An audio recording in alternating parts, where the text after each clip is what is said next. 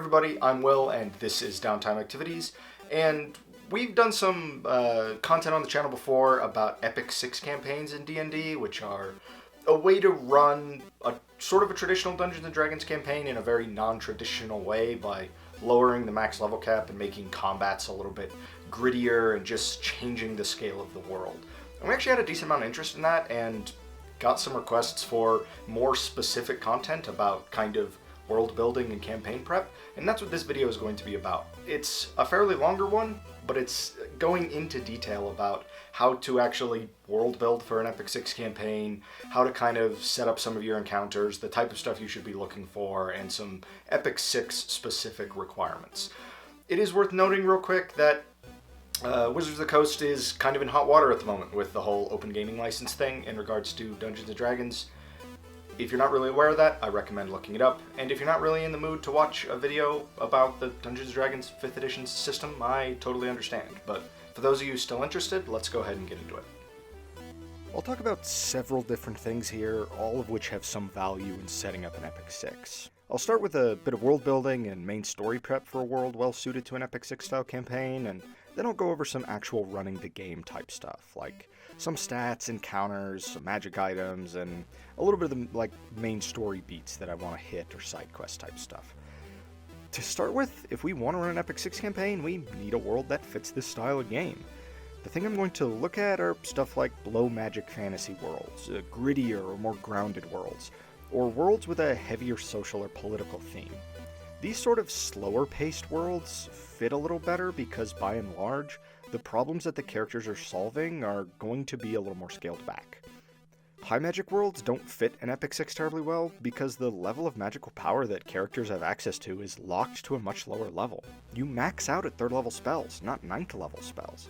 The most powerful wizard in the world is wiping out chunks of armies with Fireball, not Meteor Swarm. Magic is likely going to be rarer, scarier to the common person, and less understood across the board. This lets the mages in your game feel more powerful and more mysterious, and it allows low-level spells that don't really scale well or don't remain useful very well after the first few levels of play to remain useful for longer and be more effective.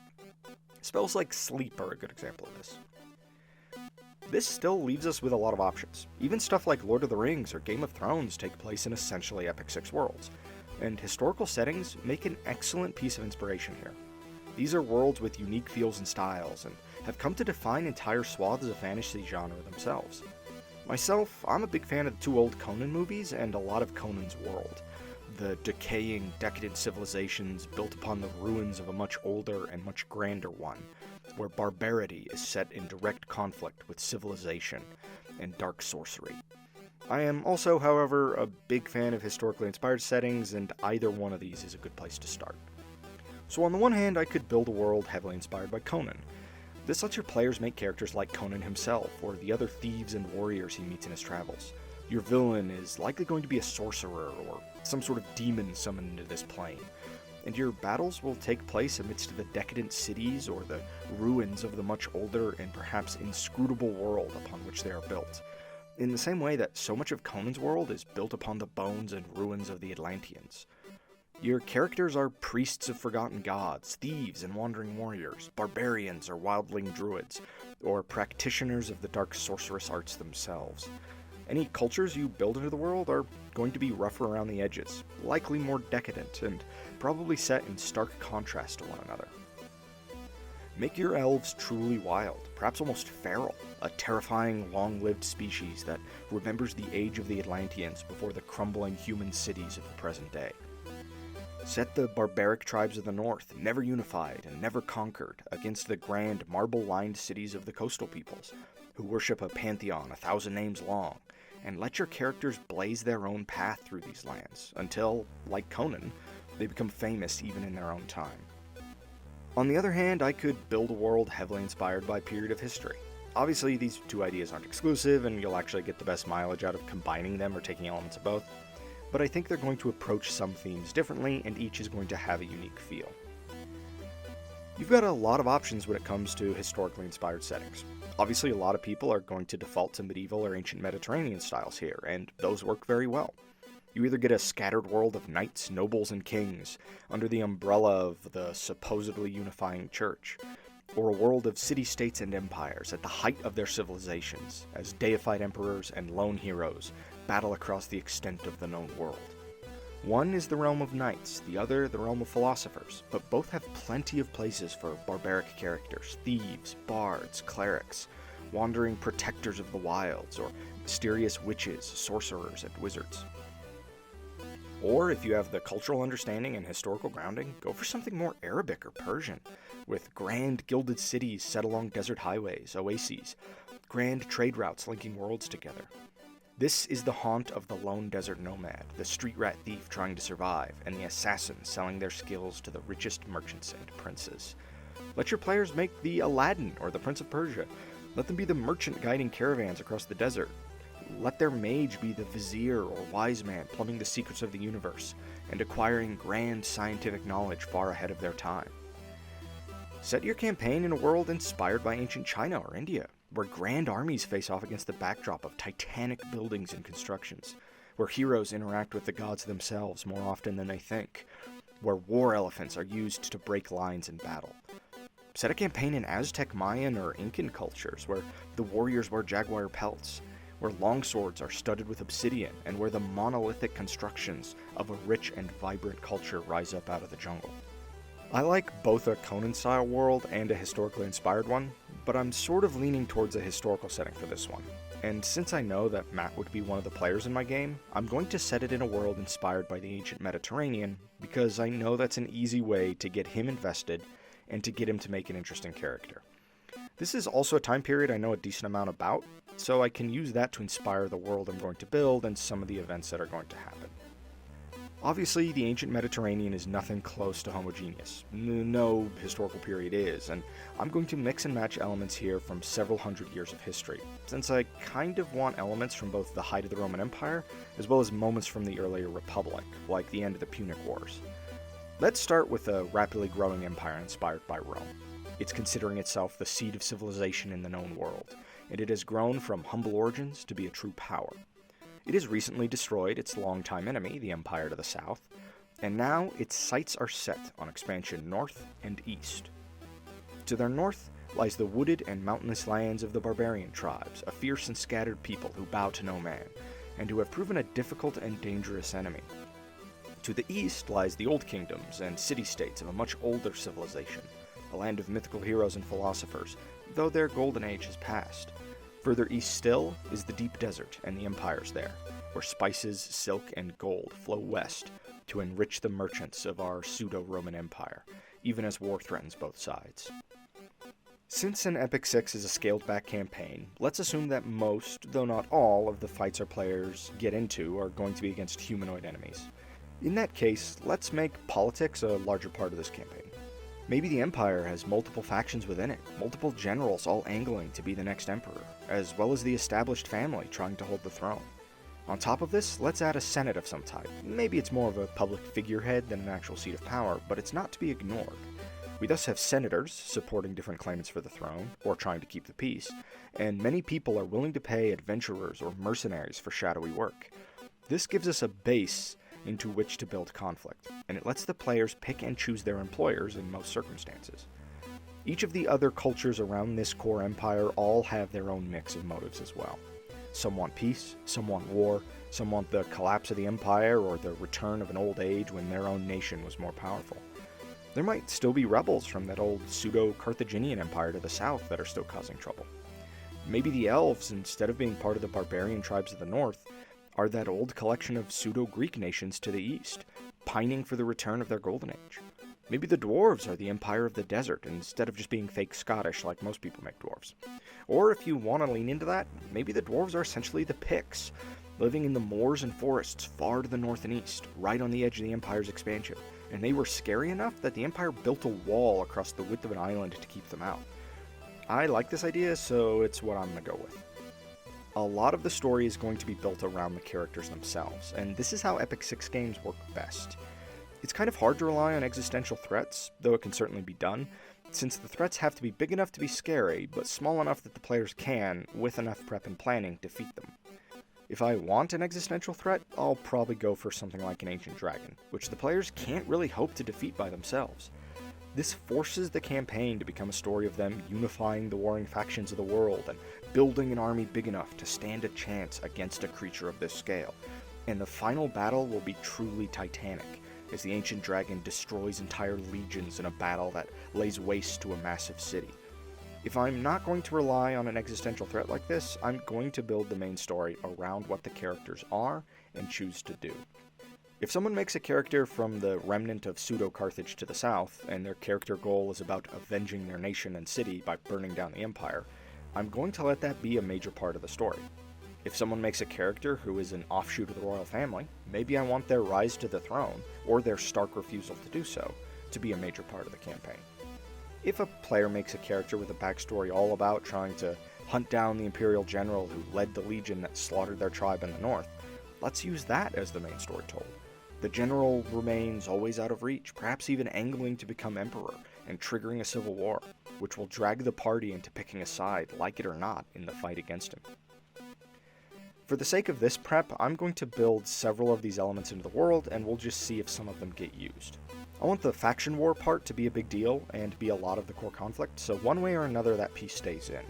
Let's add a cult from the elven pseudo-Greek nations. Maybe it's an old mystery cult or religious order that was largely benign and worshipped a mythical ancient dragon that is supposedly sleeping somewhere under a holy mountain.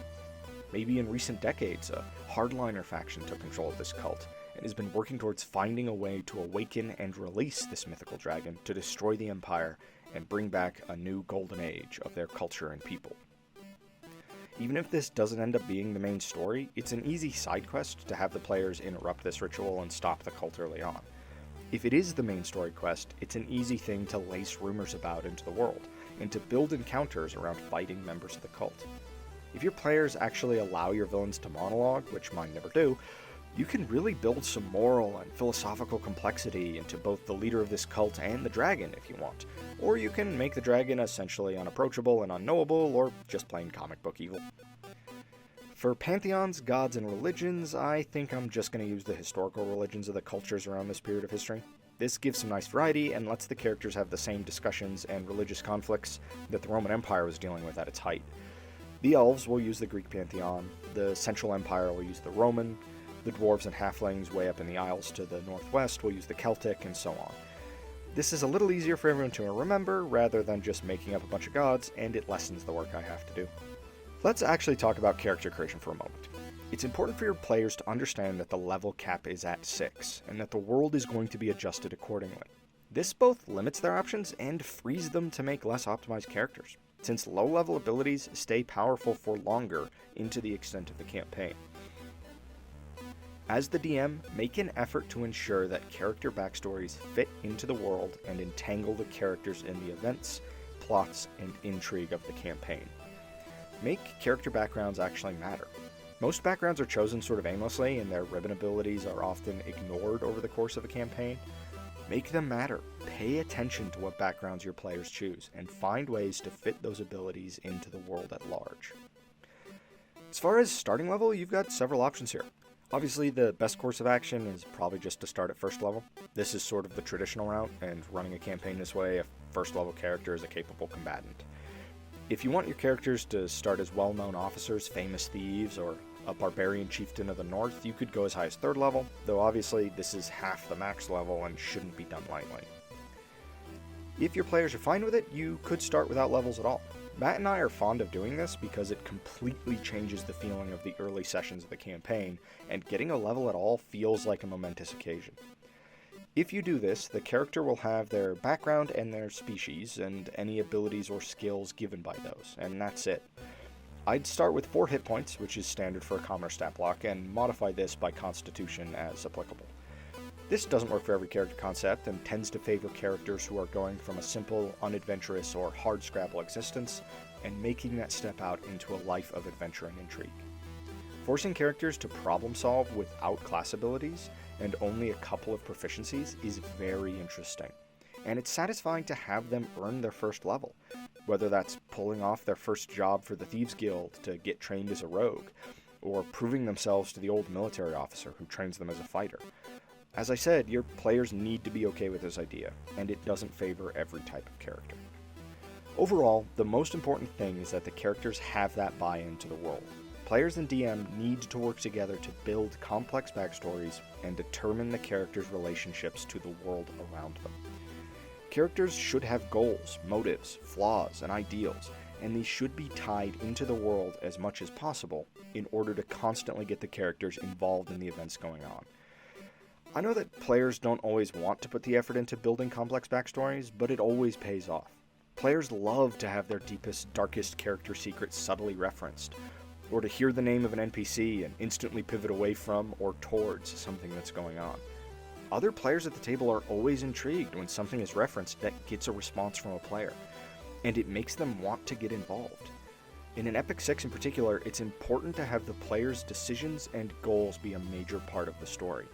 Building characters with some investment in the world helps this from the ground up. Obviously, stuff like multiclassing is totally fine and doesn't really affect the power level of a character that much. Your capstone abilities are going to be 5th or 6th level abilities, however, stuff like 3rd level spells or multi-attack. And this is an important consideration in terms of making your character. Matt and I aren't really fans of power gaming and statistically optimized play.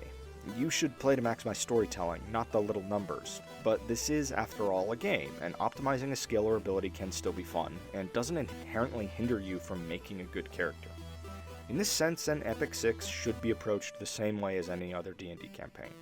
Play the way your group likes to play, make the characters you want to make, just remember you can't pull off a build that requires 6 levels and 2 classes to work. Since the level of the characters is so much lower, the caliber of the enemies that the players fight is going to be lower. Fights are going to, on average, be much shorter and usually more brutal. When a character is hit by an attack, it's going to take out a much higher percentage of their hit points. Playing in an Epic 6 makes even things like the Humble Dagger at a D4 dangerous. One commoner stabbing another with a knife may well kill them, and wolves are actually dangerous creatures to common soldiers. This lets your characters, like wizards, fighters, or assassins in particular, feel really powerful compared to the common folk and the common soldiers, and even generals or kings. What makes a king or general difficult to kill in the real world is the inaccessibility, not the immense number of times they have to be stabbed. If your party's rogue is good enough, and with careful enough planning, they can actually assassinate targets, since humanoid enemies will never be past 6th level, and even only the most legendary soldier or powerful wizard will get that high. What makes it difficult is getting the chance and escaping afterwards, not necessarily surviving the combat, because you got your assassinate auto-critical hit to trigger, but it only took out 1/3 of the target's HP. This really sucks for that character and doesn't feel realistic or fun to successfully plan out an assassination and sneak all the way to the Sleeping King only to have bullshit and arbitrary numbers get in the way. Your average enemy stat block in a campaign like this is going to be something like a guard, bandit, or cultist. The common guard stat block has 11 hit points, almost triple what a commoner has, and is actually wearing some level of armor. This is on par with, or more dangerous than, many first level characters. But a 6th level character, with many more hit points, decent equipment, and more powerful abilities, can still take on groups of soldiers alone and win.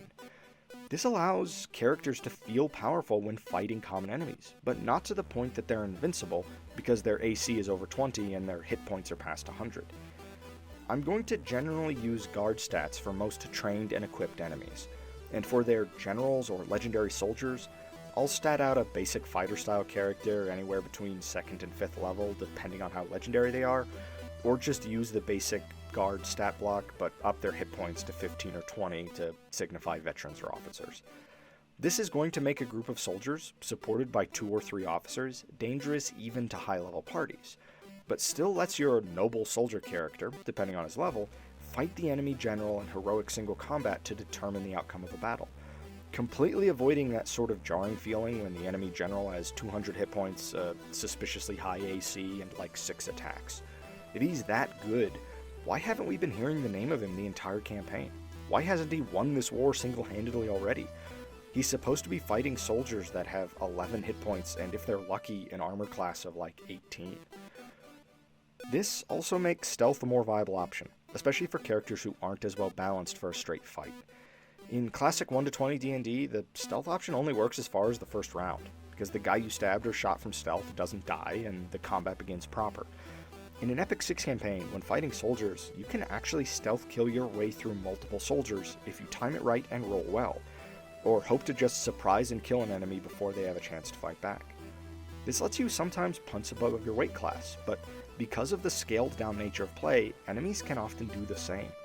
A couple of bad rolls on the player side and a few good rolls on the enemy side, and a common soldier can take down several higher level party members. This makes tactics matter more, and forces the players to either approach combats with a bit more focus, or forces them to risk using highly aggressive tactics to try and win out before it becomes a problem. If they kill enough enemies quickly enough, have the rest of the enemies retreat or flee from battle, or have badly wounded enemies flee instead of risking a fight they're obviously going to lose. This helps to balance out combats and adds to the perceived brutality of the campaign.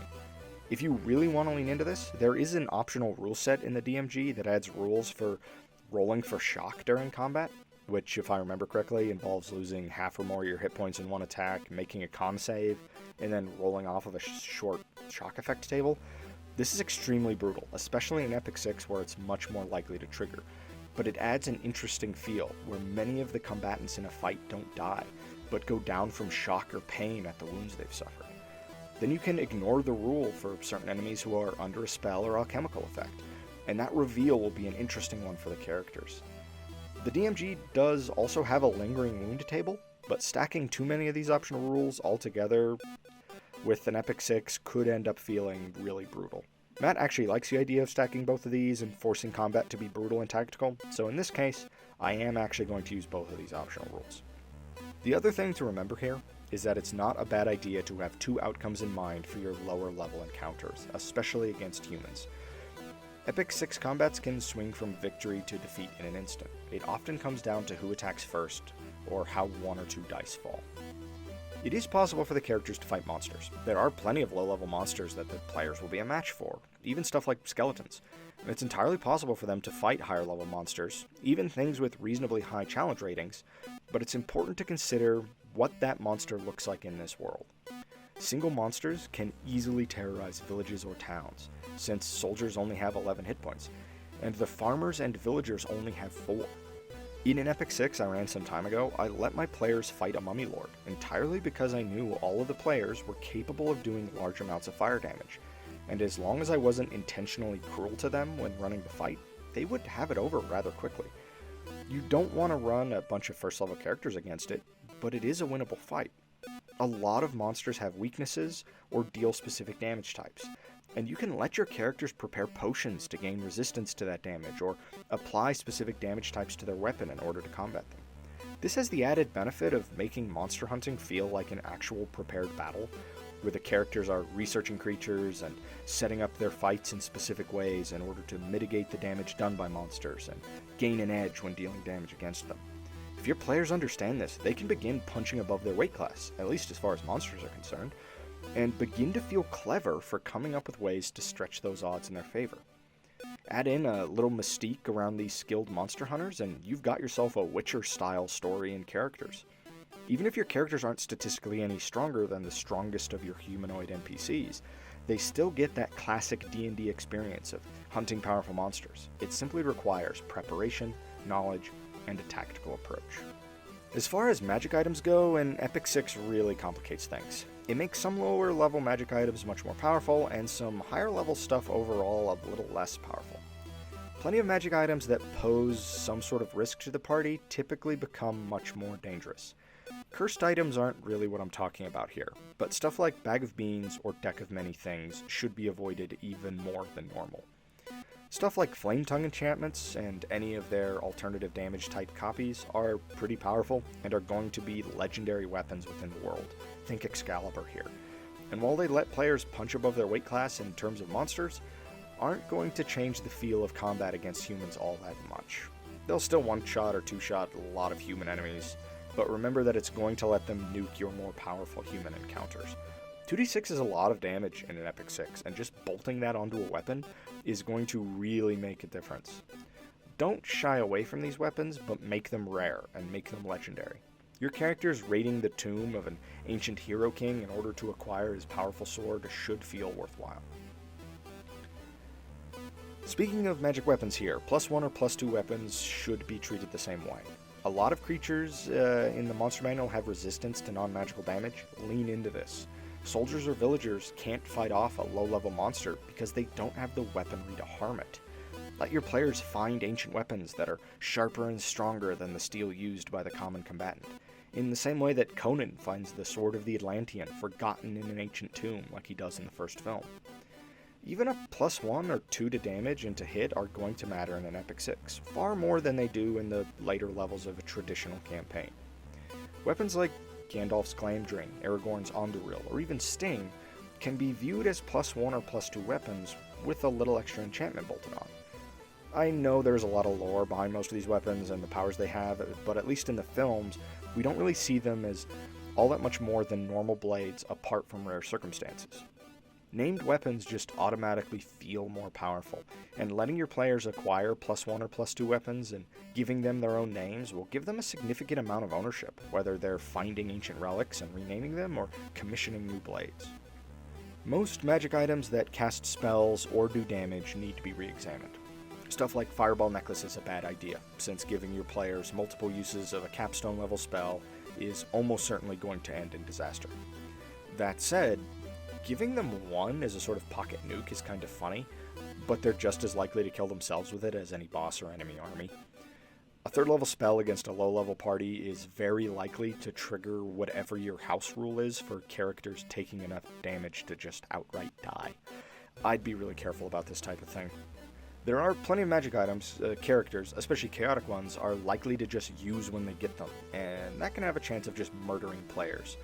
The Horn of Blasting is a good example of this. It's very likely a player is just going to use it, and that it will have devastating effect on the people in the nearby area.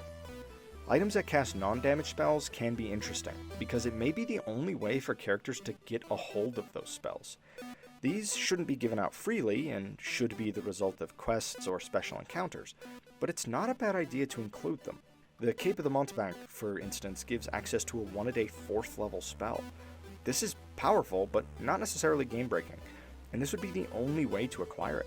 Having to chase rumors of a magical cloak that let its wearer teleport 500 feet halfway across the known world and delve through dungeons in order to get it is going to be a satisfying quest, and it will give the players a cool and powerful item at the end of it.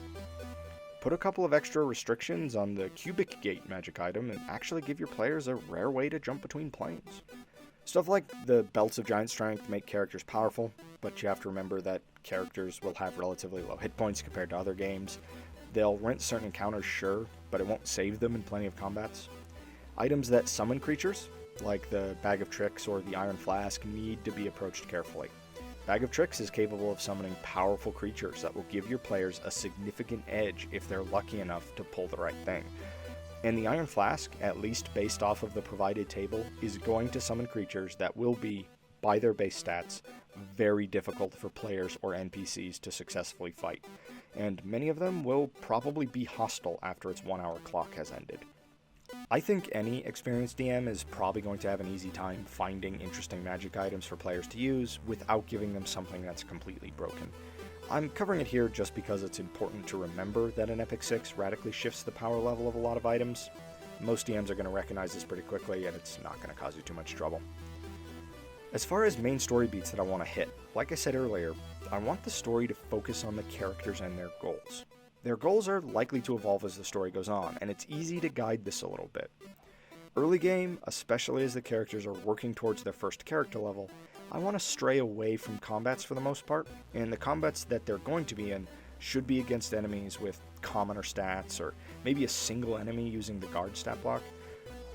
I'm going to pretty strictly avoid using any stat block higher than this because I don't want the characters murdered in the first session. I'm going to work over the course of the first session, or couple of sessions, to find flavorful ways to get my characters up to level 1. Working with players that want to play a fighter and a warlock, I'm going to be trying to guide the players towards some sort of martial character that can train the fighter, and getting the warlock character to actually meet their patron and get access to their powers. From here, level ups feel a little more organic, and I don't need to put that much effort into it. Visions guiding characters towards a particular NPC or a place to encounter an incarnation of a god are both good places to begin here. I like using visions for this type of setup because it imparts a little bit of fate or divine destiny into the player's actions. If I'm using that elven dragon cult as a main story element, I'm going to introduce that early on, either as a rumor they encounter or as a little combat encounter that shows the players that this is a quest to be explored. In this campaign, the characters are starting down south in sort of pseudo-Egypt, so any of the elven cult elements aren't going to matter right away. This actually works well though, since the characters can explore the world a little bit, gain a level or two, and then, if or when they decide to travel up north into another region of the map, they can begin encountering those threads of the main story. Maybe I'll run a little combat against mysterious cultists in order to introduce them to this, or maybe I'll just sow some rumors into the world through NPCs. Either way, I want to begin to lay the groundwork well before the players get super involved. I want the politics and factions of the Empire to be important, but most of that is going to be located closer to the heartland of the Empire. The characters are going to start out on the fringes of the Empire, and that factionality is going to be less visible. That piece of the world and the story is going to come up later as they move deeper into the Empire and become involved in grander things. People looking for mercenaries to handle faction-specific work, or the players having run-ins with agents of one faction or another, are both easy ways to begin to get those gears rolling. As soon as the characters arrive in the heartland of the Empire, one way or another, I'll begin to introduce that. If the characters end up as gladiators in the capital, I'll have them get hired by one faction to kill the prized gladiators owned by another faction. If the players go down in combat, it doesn't necessarily mean they die. It is certainly a risk, and the risk of death is going to be high all through this campaign.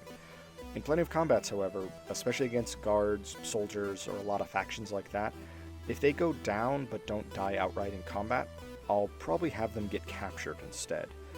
This actually gives me some options in terms of side quests or other story arcs to send them on, such as being sold to a gladiator school or an arena, or being sent off as slaves where they can fight their way free. In any of these cases, I can run the characters through new and interesting story arcs. That said, I'm not going to stretch it too far. In some circumstances, it doesn't make sense for them to wake up in the morning, chained up in a wagon, and on their way to the provincial capital to fight in the arena.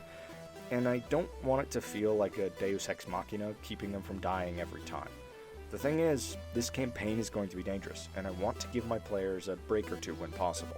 After all, I'm not here to try and kill the players. We're here to tell a story and play a game. Well, that has been our video on kind of prepping, world building, and running an Epic 6 campaign in Dungeons & Dragons. If you're interested in this type of stuff, I do recommend checking out our previous video, just going over in general terms what an Epic 6 is. There's a lot of good advice in there.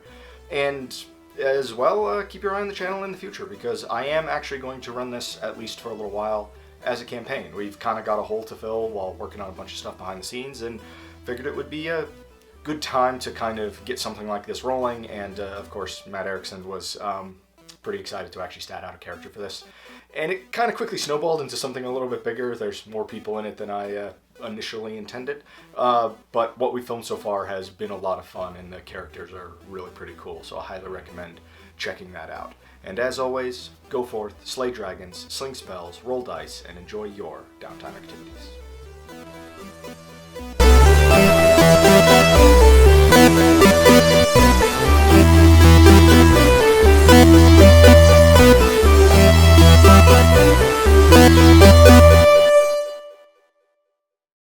Clearly all you have to do is just really nichely and like in a very specific sense do the entire broad story.